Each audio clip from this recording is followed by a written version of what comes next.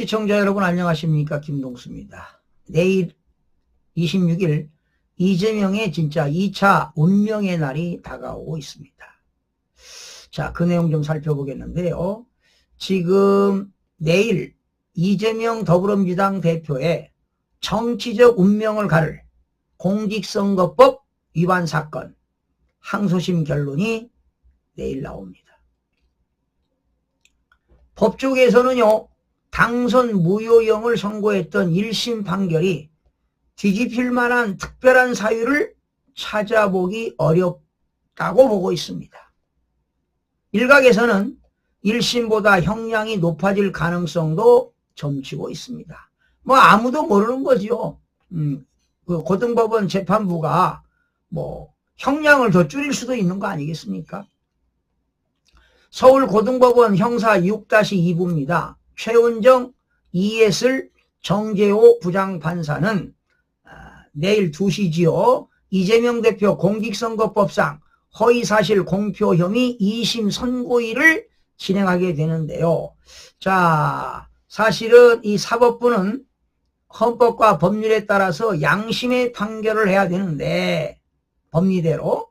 그런데 이 부장판사 3명 중에는 뭐 그냥 한간에 뭐 2명은 좌파, 1명은 우파 뭐 이런 이야기가 들리는데요. 어떤 판결이 나올지 기추가 주목되고 있습니다. 자, 그런 가운데 여러분, 이재명 대표는요, 지난 2021년 민주당 대선 후보 경선에서 고 김문기 전 성남도시개발공사 개발 1처장을 모른다 이런 발언을 하지 않았습니까? 그리고 국회 국정감사에서 경기도 성남시 백현동 한국식품연구원 부지 용도 변경이 국토교통부 협박에 따라서 이루어졌다는 발언으로 허위사실을 공표한 혐의를 받고 있는데요. 검찰은 이재명 대표가 당선을 목적으로 거짓말을 해 유권자들 선택에 영향을 미쳤다고 주장을 했습니다. 자, 1심 재판부는요, 이재명 대표 발언 가운데 김 전 처장을 해외에서 골프를 치지 않았다는 발언은 거기에 대해서는 아마 무죄를 선고하지 않았습니까? 그런데 2심에서는 유죄로 나올지도 몰라요. 그러면 형량이 올라가는 거 아니겠습니까? 그리고 백현동 부지 용도 변경에 대해서는 국토부의 협박이 있었다는 취지의 발언은 1심에서 유죄로 판단해가지고 1년 징역에 2년 집행유예를 선고하지 않았습니까? 자, 그런데 법조계에서는 1심 판단이 항소심에서도 크게 달라지지 않을 것이다 이런 예측이 나오고 있습니다.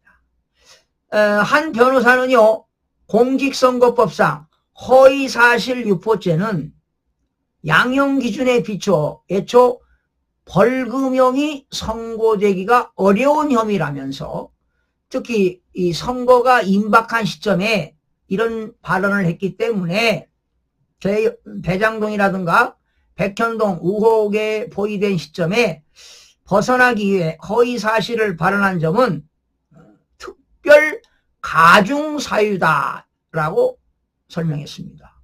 이렇다면 더 높은 형량이 나올지도 몰라요.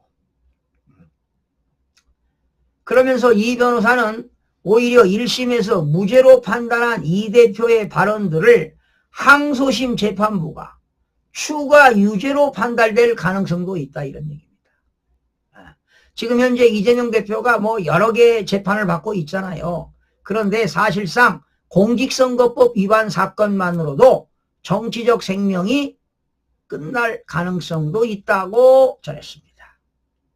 자, 이재명 대표가 2심에서도 당선 무효형이 나올 경우 당연히 대법원에 상고할 것이죠. 당연히 하겠죠. 그러나 지금 1심 형량이 1년 징역에 2년 집행유예이기 때문에 이것이 대법원에서도 확정될 경우 이 대표는 의원직이 상실됩니다. 그리고 향후 10년간 피선거권이 제한되기 때문에 차기 대선 출마도 불가능하게 됩니다. 공직선거법상 대법원에서요, 벌금 100만 원 이상만 나오면 의원직 상실이고 피선거권도 제한됩니다. 그리고요, 문제가 되는 게 민주당에서 대선할 때 그 중앙선거관리위원회로부터 보조금 받았잖아요. 434억 원을 반납해야 하는 그런 상황이 올지도 모른다. 더불어민주당 이재명 대표는 대형 악재를 맞을 수도 있다. 이제 시간은 다가오고 있습니다. 내일 오후 2시 이재명의 2차 운명의 날이 다가오고 있습니다.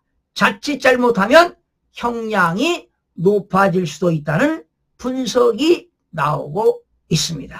시청자 여러분 고맙습니다.